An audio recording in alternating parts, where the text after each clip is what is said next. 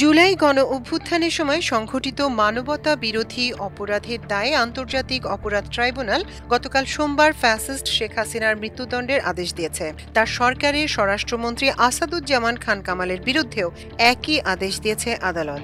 এই মামলায় রাষ্ট্রপক্ষের প্রধান কৌঁসুলি বা চিফ প্রসিকিউটর হিসেবে দায়িত্ব পালন করেছেন অ্যাডভোকেট তাজুল ইসলাম। আন্তর্জাতিক অপরাধ ট্রাইব্যুনালে একসময় আসামি পক্ষের হয়ে লড়াই করা এই আইনজীবী এবার রাষ্ট্রপক্ষের হয়ে শেখ হাসিনার অপরাধ প্রমাণে গুরুত্বপূর্ণ অবদান রেখেছেন। তার প্রতিটি অপরাধ তথ্য উপাত্ত দিয়ে প্রমাণ করেছেন। গতকাল রায় ঘোষণার পর তাজুল ইসলাম বলেছেন, যে ধরনের সাক্ষ্য প্রমাণ এই আদালতে উপস্থাপিত হয়েছে, বিশ্বের যে কোনো আদালতের স্ট্যান্ডার্ডে এই সাক্ষ্য প্রমাণগুলো উতরে যাবে। পৃথিবীর যে কোনো আদালতে এই সাক্ষ্য প্রমাণ উপস্থাপন করা হলে আজকে যেসব আসামিকে শাস্তি দেয়া হয়েছে তারা প্রত্যেকেই একই শাস্তিপ্রাপ্ত হবেন। অ্যাডভোকেট মোহাম্মদ তাজুল ইসলামের জন্ম 1973 সালের 25শে মার্চ।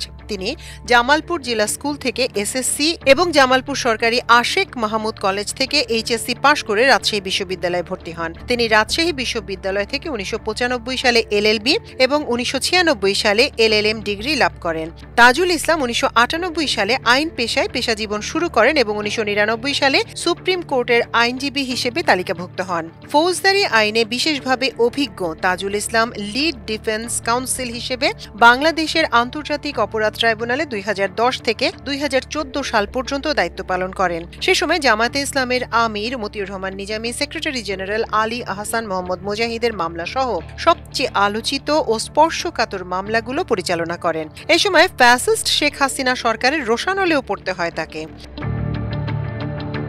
আসামি পক্ষের হয়ে লড়াই করার জন্য শেখ হাসিনা সরকার তাকে আটকও করেছিল। তাজুল ইসলাম যুদ্ধাপরাধ ও মানবতা বিরোধী অপরাধ সংক্রান্ত বিশ্বখ্যাত ল ফার্ম যুক্তরাজ্যের লন্ডনে অবস্থিত chamber of Anthony Barry QC এবং স্টিভেন কে কিউসির সঙ্গে কাজ করেন। তিনি মানবতা বিরোধী অপরাধের দায়ে ইসরায়েলি সেনা কর্মকর্তাদের বিরুদ্ধে তুর্কি আদালতে দায়েরকৃত মাভি মারমারা মামলার শুনানিতে একাধিকবার অংশগ্রহণ করেন।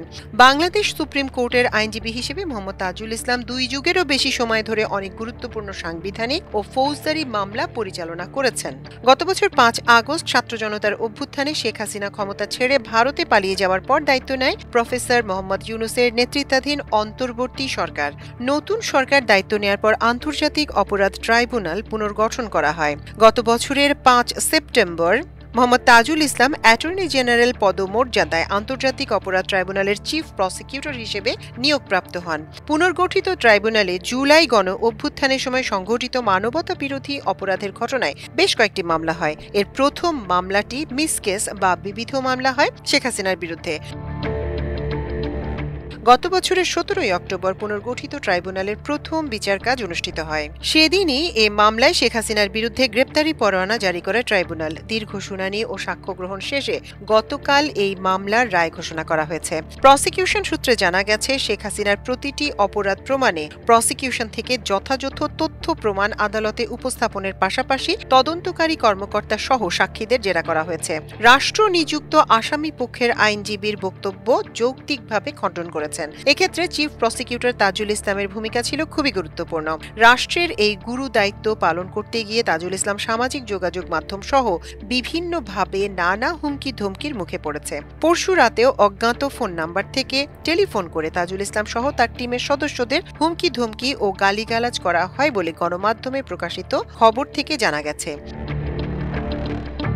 এদিকে গতকাল রায় ঘোষণার পর এক প্রতিক্রিয়ায় তাজুল ইসলাম বলেন, বাংলাদেশ সব আন্তর্জাতিক নর্মস, আন্তর্জাতিক স্ট্যান্ডার্ড মেনটেন করে ক্রাইম এগেইনস্ট হিউম্যানিটির মতো কমপ্লেক্স অপরাধের বিচার করতে সক্ষম এবং বাংলাদেশ সাফল্যের সঙ্গে সেটা করেছে। এর আগে বিভিন্ন সময় শুনানিকালে চিফ প্রসিকিউটর মোহাম্মদ তাজুল ইসলাম বলেন, সব অপরাধের প্রাণভোমরা শেখ হাসিনা। সে অনুশোচনাহীন ও হৃদয়হীন অপরাধী। তার সর্বোচ্চ শাস্তি হওয়া উচিত। এ থেকে অনুকম্পা পাওয়ার কোনো সুযোগ নেই।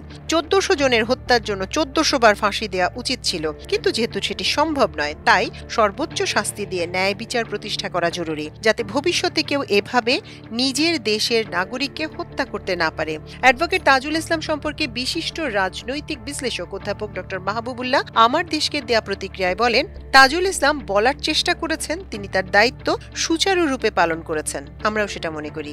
তিনি আইনানুগ দায়িত্ব পালন করেছেন। বিশ্বাস করি তার দায়িত্ব পালনের ক্ষেত্রে কোনো ত্রুটি বিচ্যুতি প্রবেশ করেনি।